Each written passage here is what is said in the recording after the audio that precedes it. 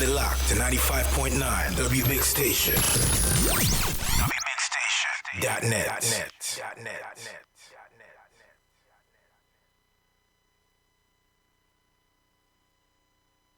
Weeping and mourning and gnashing of teeth in Sri Lanka. This is undiluted news for the Bones reporting.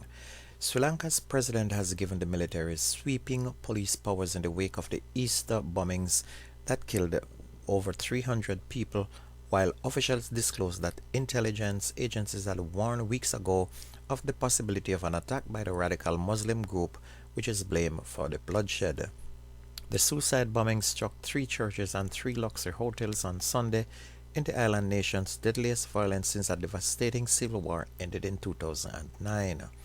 The government has now shut down some social media. Armed security forces patrolled the largely deserted central streets in the capital of Colombo, and a curfew went into effect. The military has been given a wider berth to detain and arrest suspects, powers that were used during the civil war but withdrawn when it ended.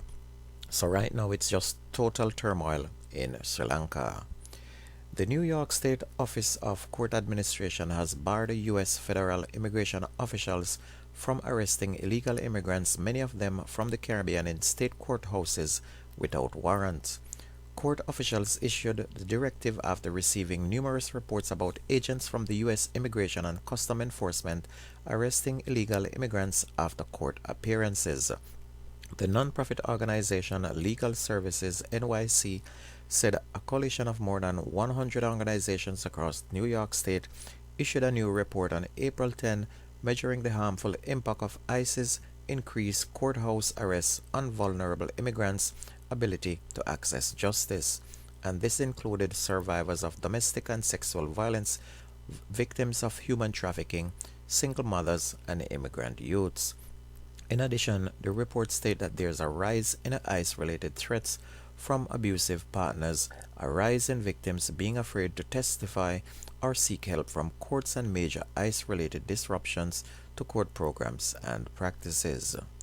Meanwhile, in Jamaica, more than 180 pounds of garbage were collected and removed from White House community in Montego Bay by Sandals Foundation ambassadors and Sandals Earth Guard Thursday ahead of Earth Day yesterday. The White House community, which is part of the protected Montego Bay coastline, was cleared of bottles, straws, plastics, and numerous other refuse by teams from Sandals Inn, Sandals Royal Caribbean, and Sandals Montego Bay.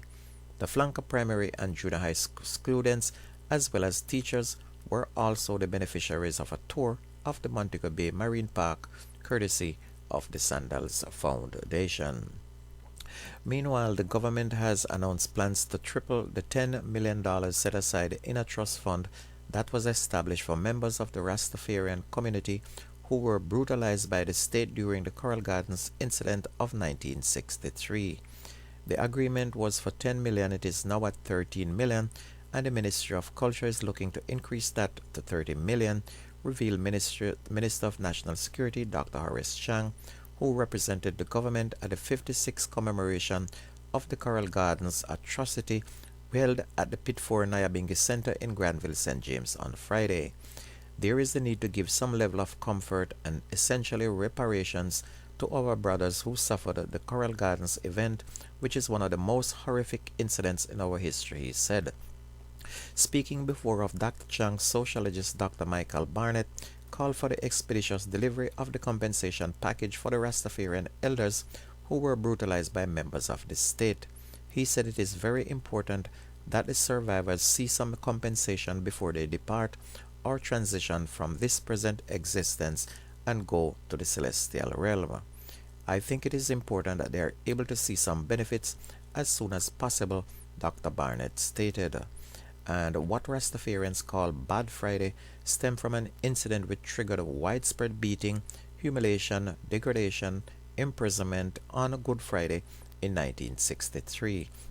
And that was the response by the security forces after individuals wearing beards typical of Rastafarians but not really Rastas attacked a police station in which they had an issue. Two horses beaten and thrown behind bars. Some ended up with a lot of broken bones and eventually a few of them even died. The Hanover police found 4 firearms and a quantity of ammunition in a cemetery in the parish on Easter Sunday. Reports are that about 1 p.m. the police were carrying out a special operation when they swooped down on the Santoy Cemetery in Green Island in the parish. During the raid, the 4 weapons, 39mm pistol and an Intratec submachine gun, along with 76 rounds of ammunition, were netted. No one was arrested in connection with the find. Divisional Commander Superintendent Sharon Beepot said with several social events scheduled to take place throughout the parish over the Easter holiday period, the operation was part of plans to ensure the safety and security of residents and visitors alike. She said an intense investigation is now underway to find suspected persons in relation to the gun find and seizure. Meanwhile, a police constable from the St. James Police Division is now in hospital nursing serious gunshot wounds following an attack in the parish on Sunday morning. Reports are that the lawman was pounced upon and shot in the shoulder and chest while he was at a house of a friend he was visiting in Hendon in Norwood. The injured policeman was rushed to the Cornwall Regional Hospital where he reportedly underwent emergency surgery. The St. James Police are investigating the development. No motive has yet been established for that attack. The data from the police shows that there were 48 murders in the parish of St. James up to Saturday, compared to 29 for the similar period in 2018. That's a 65.5% increase over last year. St. James is also leading all other police divisions in relation to murders, and it's followed by St. Andrew South and Westmoreland with 43 each, St. Catherine South with 40, and then Clarendon of aggravated assault. On the other hand, shootings are up with 413 reported up to Saturday compared to 394 for last year. And you're listening to Undiluted News. We're going to take a pause here, come back with sports.